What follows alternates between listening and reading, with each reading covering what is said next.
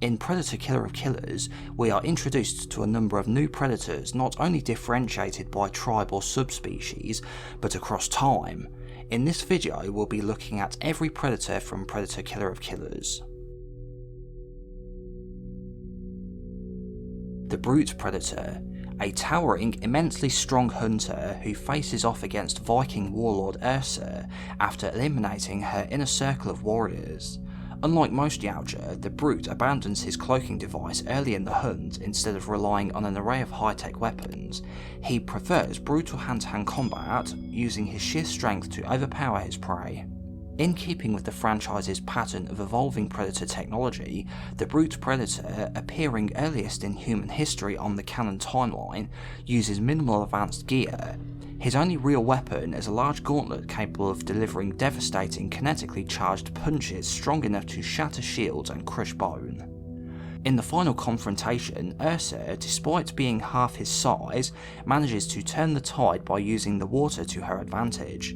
She blocks one of his powerful punches underwater, propelling both of them backward.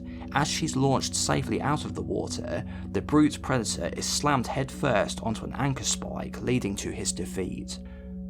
The Stealthy Predator. Over 800 years after the Brute Predator's arrival, the Stealthy Predator emerges in Japan. Equipped with more advanced weaponry, the Stealthy Predator fights using a spear, gauntlet-mounted wrist blades and a chain-linked blade, and throwable explosive mines. The Stealthy Predator depends heavily on his cloaking technology to shadow his prey, only revealing himself when he directly engages in combat, mirroring the gracious and stealthy samurai he battles. In the end, the two samurai manage to outwit him by forcing one of his own explosive projectiles to return to his arm gauntlet, before finishing him with their katanas, slicing him into pieces. The Pilot Predator.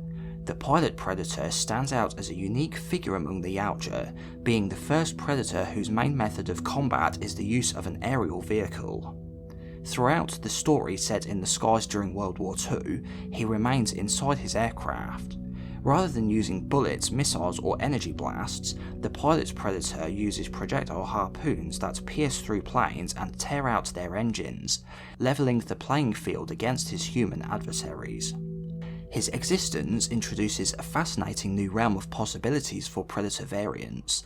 The Pilot Predator's gear, notably his minimalistic mask resembling an eye patch and mouth guard, as well as his cut-off dreadlocks, suggests he is a highly specialised hunter, in ways resembling the pilot space jockey from Alien. The Pilot Predator hints at an even more broad range among Yautja warriors than previously imagined. He meets his end when he is outsmarted by Torres, a young US Navy fighter pilot. The Grenle King. The Predator King behind the human warrior abductions, the Grenle King is perhaps the most towering and imposing Yautja ever seen yet. He is adorned with trophies that display his prowess. Physically, he appears larger, stronger, and faster than most other predators.